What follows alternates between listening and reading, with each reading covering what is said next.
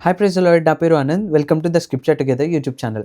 ఈరోజు మనము రోమిల్కి రాసిన పత్రిక 9వ అధ్యాయాన్ని కలిసి చదువుకుందాము. మీ దగ్గర బైబిల్స్ ఉన్నట్లయితే దయచేసి వాడిని తెరిచి చదవండి. ఒకవేళ లేనట్లయితే స్క్రీన్ మీద వాక్యం వస్తుంది, దాన్ని చూసన్నా చదవాల్సిందిగా కోరుచున్నాను. రోమిల్కి రాసిన పత్రిక 9వ అధ్యాయము. నాకు బహు దుఃఖమును నా హృదయములో మానని వేదనయు కలవు. క్రీస్తునందు నిజమే చెప్పుచున్నాను, అబద్ధమాడుట లేదు. పరిశుద్ధాత్మయందు నా మనస్సాక్షి నాతో కూడా సాక్ష్యం ఇచ్చుచున్నది. సాధ్యమైన ఎడల దేహ సంబంధులైన నా సహోదరుల కొరకు నేను క్రీస్తు నుండి వేరై శాపగ్రస్తుడనై ఉండగోరుదును.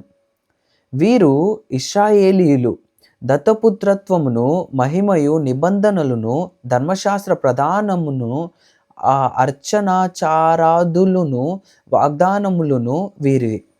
పితరులు వీరివారు. శరీరమును బట్టి క్రీస్తు వీరిలో పుట్టెను.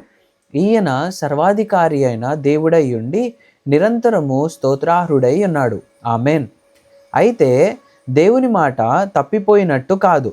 ఇశ్రాయేలు సంబంధులందరూ ఇశ్రాయేలీలు కారు.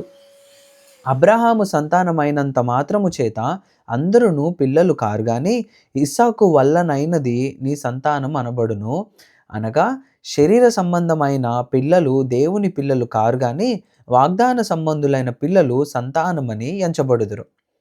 వాగ్దాన రూపమైన వాక్యం ఇదే: మీదటికి ఈ సమయమునకు వచ్చెదను, అప్పుడు షారాకు కుమారుడు కలుగును.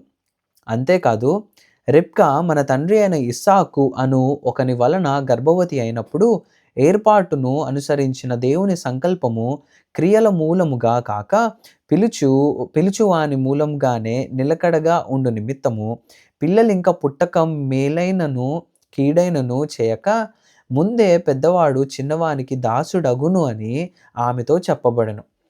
ఇందును గూర్చి నేను యాకోబును ప్రేమించితిని, ఏశావును ద్వేషించితిని అని వ్రాయబడి ఉన్నది. కాబట్టి ఏమందుము? దేవుని యందు అన్యాయము కలదా? అట్లనరాదు. అందుకు మోషేతో ఇలాగు చెప్పుచున్నాడు: ఎవనిని కరుణింతునో వానిని కరుణింతును, ఎవని ఎడల జాలి చూపుదునో వాని ఎడల జాలి చూపుదును. కాగా పొందగోరు వాని వలనైనను ప్రయాసపడు వాని వలనైనను కాదు గాని కరుణించు దేవుని వలననే అగును.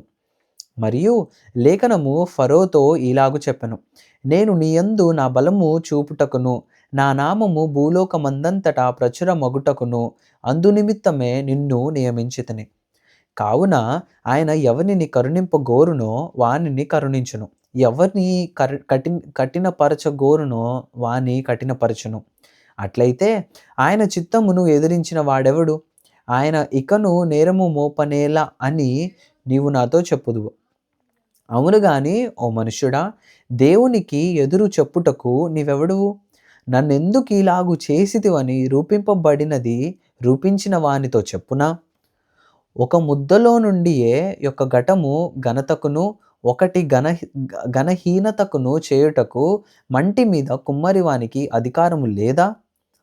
అలాగు దేవుడు తన ఉగ్రతను అగపరుచుటకును తన ప్రభావమును చూపుటకును ఇచ్ఛయించిన వాడే నాశనమునకు సిద్ధపడి ఉగ్రతాపాత్రమైన ఘటములను ఆయన బహుదీర్ఘ శాంతముతో సహించిననేమి.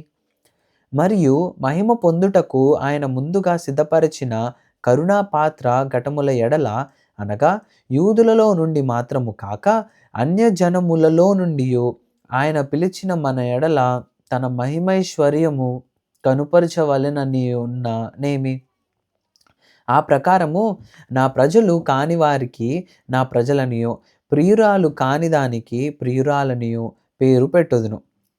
మరియు జరుగునదేమనగా, మీరు నా ప్రజలు కారని ఏ చోటను వారితో చెప్పబడినో ఆ చోటనే జీవము గల దేవుని కుమారులని వారికి పేరు పెట్టబడును అని హోషేయలో ఆయన చెప్పుచున్నాడు.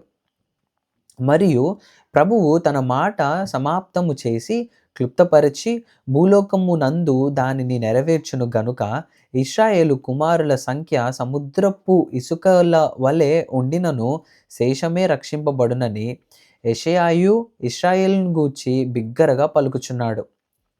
మరియు యెషయా ముందు చెప్పిన ప్రకారము సైన్యములకు అధిపతియగు ప్రభువు మనకు సంతానము శేషింప చేయకపోయిన ఎడల సొదొము వలె నగుదుము, గొమొర్రాను పోలి యుందుము. అట్లయితే మనమేమందుము?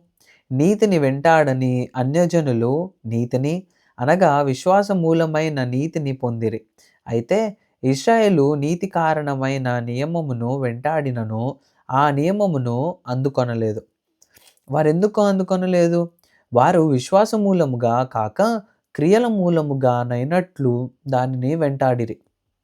ఇదిగో, నేను అడ్డు రాతిని, అడ్డు బండను సియోనులో స్థాపించుచున్నాను, ఆయన యందు విశ్వాసముంచువాడు సిగ్గుపరచబడడు అని వ్రాయబడిన ప్రకారము వారు అడ్డు రాయి తగిలి తొట్రుపడిరి.